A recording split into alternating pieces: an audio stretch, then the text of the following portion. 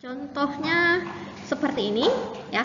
Sama persis dengan yang tadi, sama persis kode programnya, hanya bedanya di sini saja. Yang merah-merah ini saja bedanya.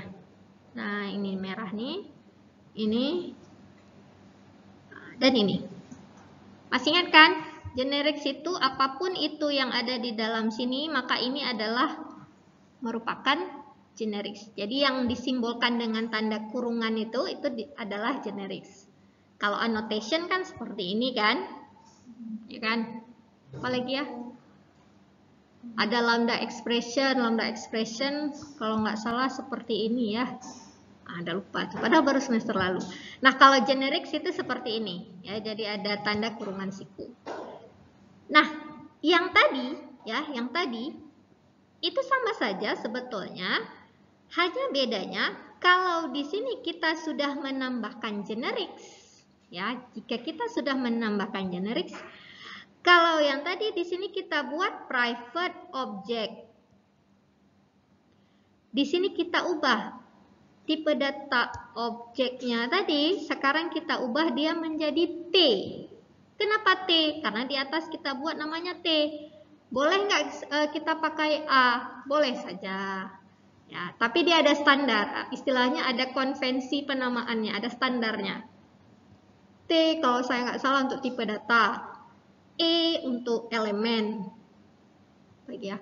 Ada kok nggak salah di slide-slide berikutnya, lupa saya, nanti lah saya lihat lagi ya.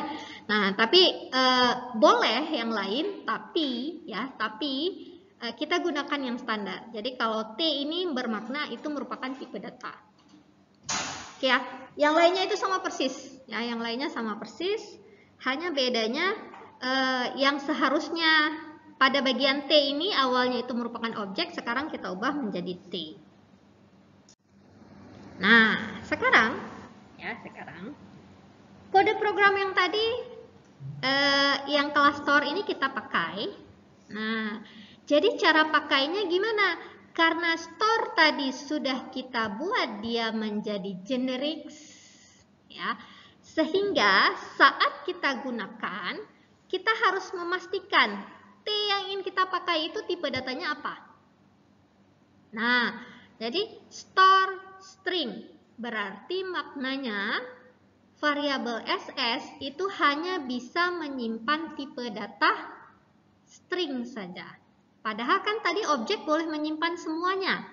Ya, objek boleh menyimpan tipe data apapun itu bisa. Nah, tapi jika kita sudah buat dia di dalam generik, saat kita gunakan, maka kalau kita gunakan di sini tipe datanya string, maknanya SS hanya bisa menyimpan data string saja. Ya. Oke, ini pemakaiannya sama persis. Nah, bedanya apa? Kalau tadi kita di sini perlu melakukan proses casting, nah sekarang kita tidak perlu lagi casting. Kenapa kita nggak perlu casting?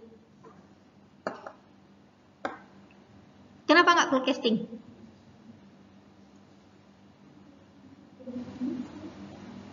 Kenapa? Ada yang masih bingung? Istilahnya generics itu mengumumkan yang khusus. Jadi kan objek ini kan umum. Nah, kelas objek kan umum.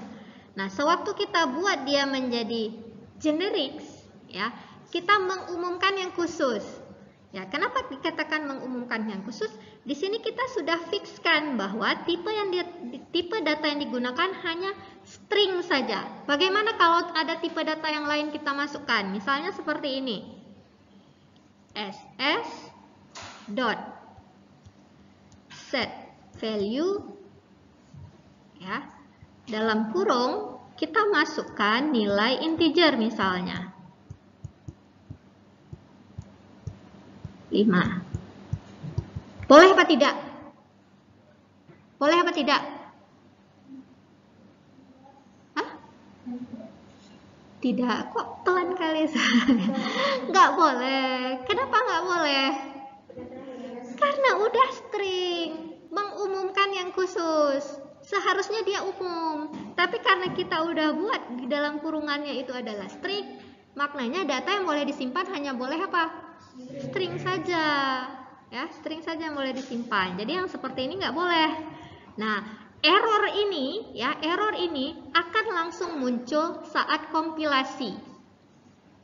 Ya. Nah, maknanya apa? Kalau error langsung muncul saat kita compile, sebelum running ya, waktu kita compile aja udah error. Maknanya kan program kita belum bisa jalan. Jadi mau nggak mau kita cari tahu apa sih salahnya, pada bagian mana salahnya, nah barulah kita perbaiki. Tapi kalau tidak ada error kompilasi, barulah saat run program itu akan muncul error. Lebih berbahaya atau tidak? Bahaya.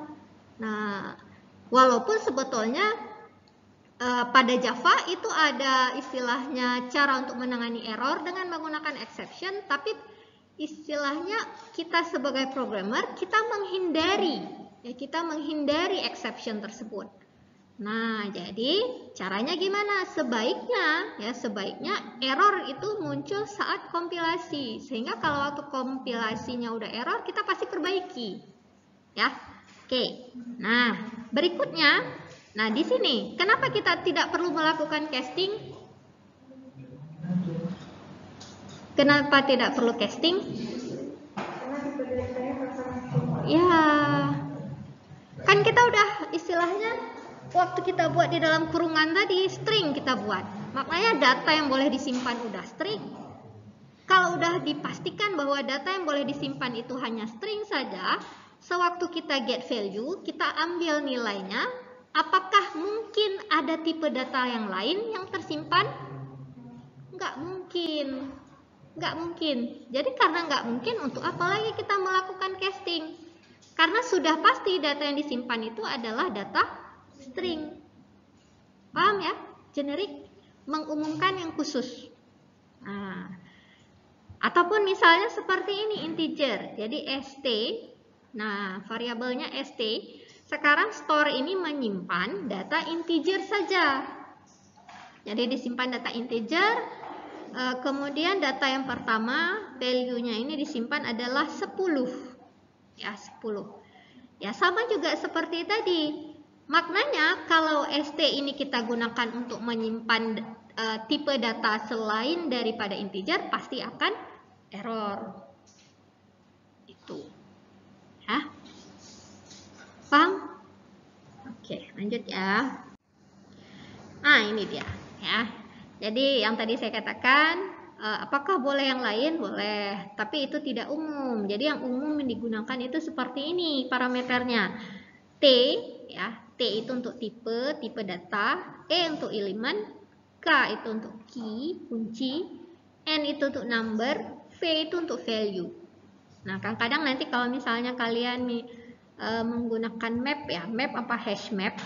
Nah, itu nanti ininya apa namanya?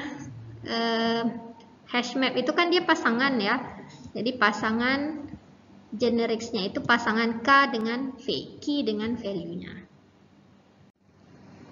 Nah, generik ini ya, jadi generik ini memang khusus ya, khusus digunakan untuk objek saja.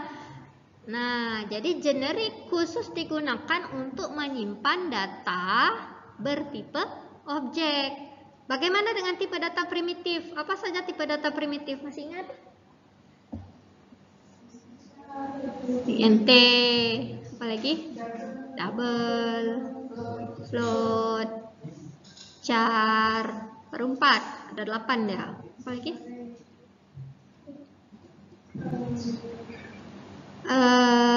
Char, boolean, ya, boolean, lom, dua lagi, byte ya, byte sama short kalau saya nggak salah ya, byte sama short. Nah, bagaimana jika data yang ingin kita simpan itu adalah tipe data primitif? Maka data primitif tersebut harus kita ubah ya, kita ubah ke bentuk wrapper class. Nah, sebutannya adalah wrapper class, kelas pembungkus. Jadi untuk tipe data int, kelas pembungkusnya itu adalah integer, i-nya besar. Kalau int itu adalah tipe data primitif, ya, Kalau integer dengan I besar itu adalah kelas. Nah, fungsinya apa? Ya, ini memang berupa kelas, sehingga kalau kita udah buat dia di dalam suatu kelas, maknanya data tersebut sudah bisa kita simpan ke dalam generate. Ya. Nah, misalnya seperti ini. Nah, ini kan. Nah, ini ST. Nah, ST-nya itu generiknya udah kita fixkan integer. Kemudian kita st.setValue 10. Ini nggak bisa. Kenapa nggak bisa? Karena 10 ini masih berupa tipe data primitif. Jadi caranya kayak gimana? Ya, caranya berarti kita buat dia dalam bentuk wrapper class-nya, yaitu new integer 10. Nah, setiap tipe data primitif ada wrapper class. Namanya sama persis kecuali int. Jadi int itu integer, selain daripada itu sama. Jadi kalau double, ya double, maka wrapper class-nya itu double juga, hanya bedanya d-nya besar. Kalau char apa karakter ya? Lupa, entah char saja, entah seperti ini. Lupa. Nanti harus lihat lagi di Java API-nya. Oke, sampai sini ada yang bertanya?